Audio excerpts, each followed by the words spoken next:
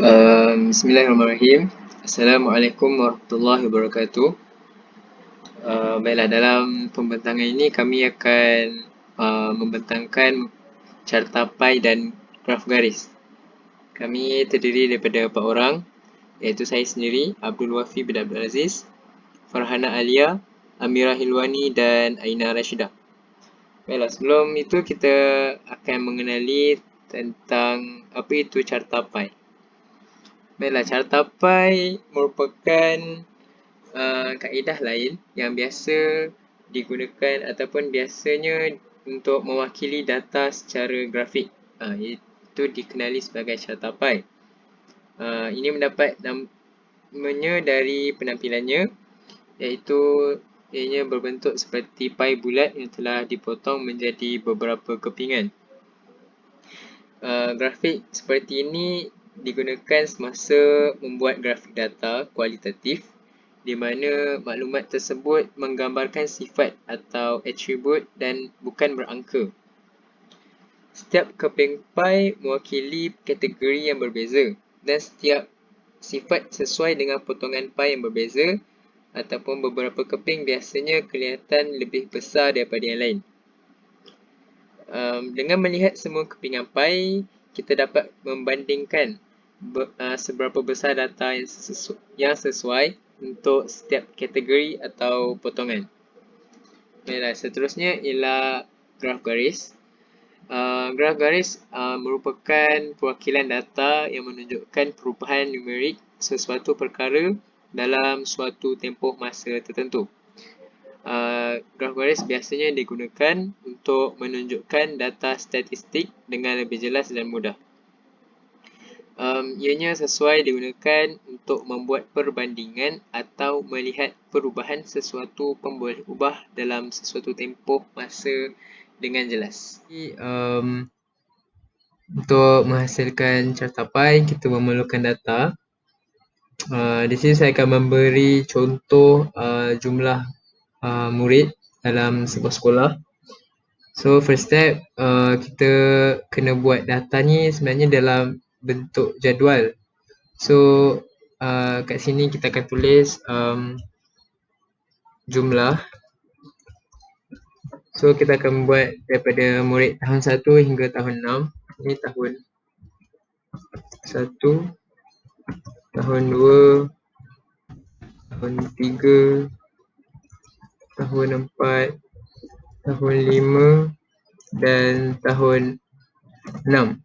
So okey, katakan tahun 1 terdapat 200 orang murid. Tahun 2 kita ada 250 orang murid. Tahun 3 kita ada 220 orang murid.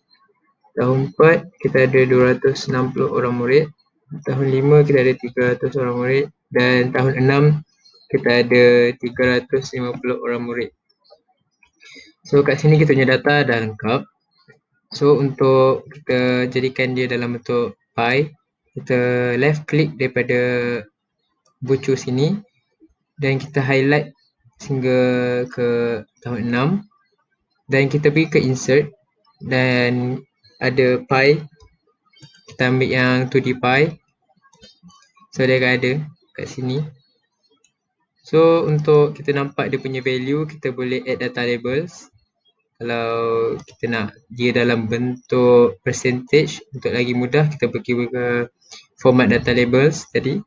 And kita pergi ke, kita untick value ni dan kita tick percentage. So dia akan bentuk percentage. Dan samalah kita boleh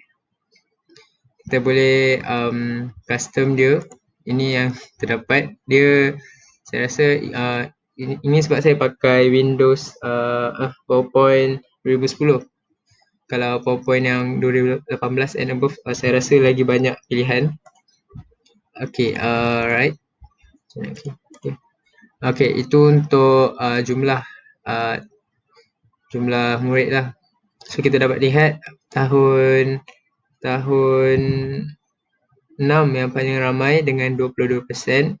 Dan yang paling sikit kita boleh tengok kat situ 13% iaitu tahun 1. Dan kita boleh juga change chart type.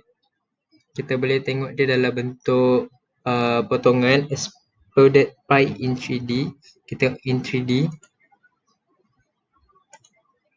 So kita boleh tengok dia dalam bentuk pecahan dia. So kalau kat sini kita boleh nampak dengan lebih jelas lah sebab dia dah dipecahkan.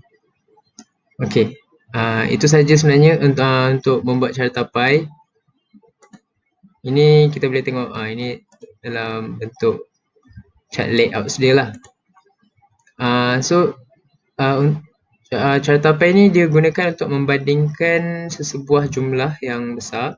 So ia memudahkan kita untuk untuk kita lihat lah mana yang lebih besar ataupun percentage jumlah manakah yang lebih tinggi.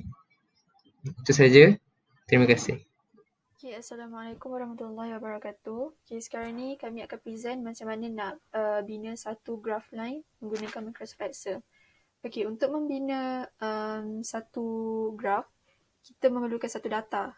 Okay, sekarang ni untuk data kumpulan kami akan menggunakan data based on profit, iaitu keuntungan. Okay, kita start dengan year, kita boleh reka year apa kita nak.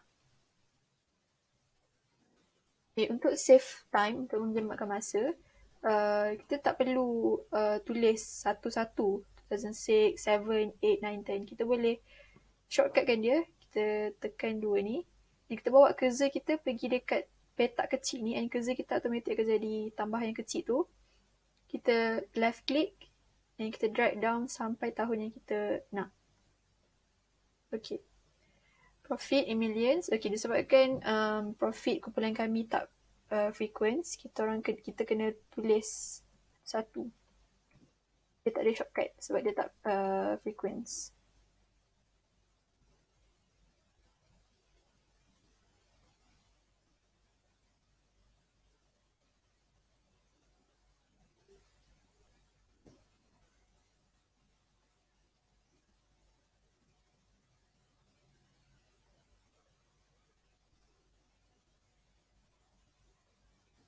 Okay, sekarang ni data kumpulan kami dah siap. Sekarang ni nak bina satu graph line. Okay, nak bina satu graph line, kita tekan je mana-mana blank space yang ada kat sini. Tak kisahlah kat sini ke, kat sini ke. And then kita pergi dekat insert.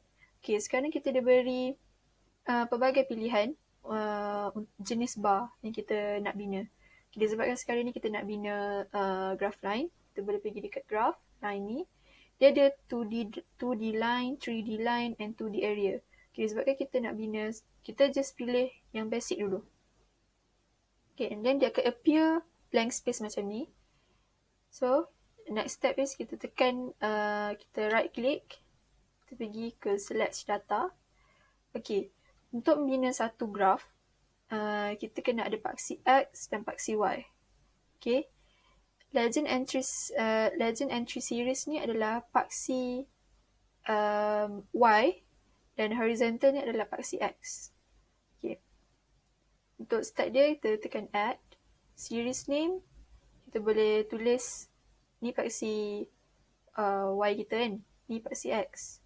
Kita tulis profit in millions.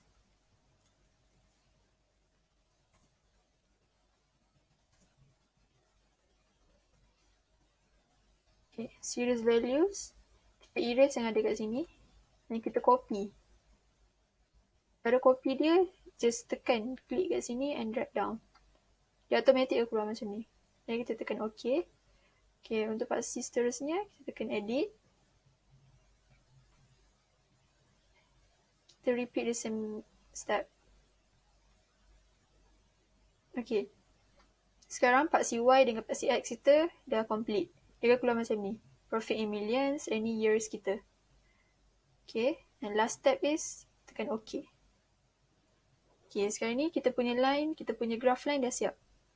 So, siapa yang suka customize tu boleh pergi kat sini. Kita boleh pilih style. Dia nak macam mana.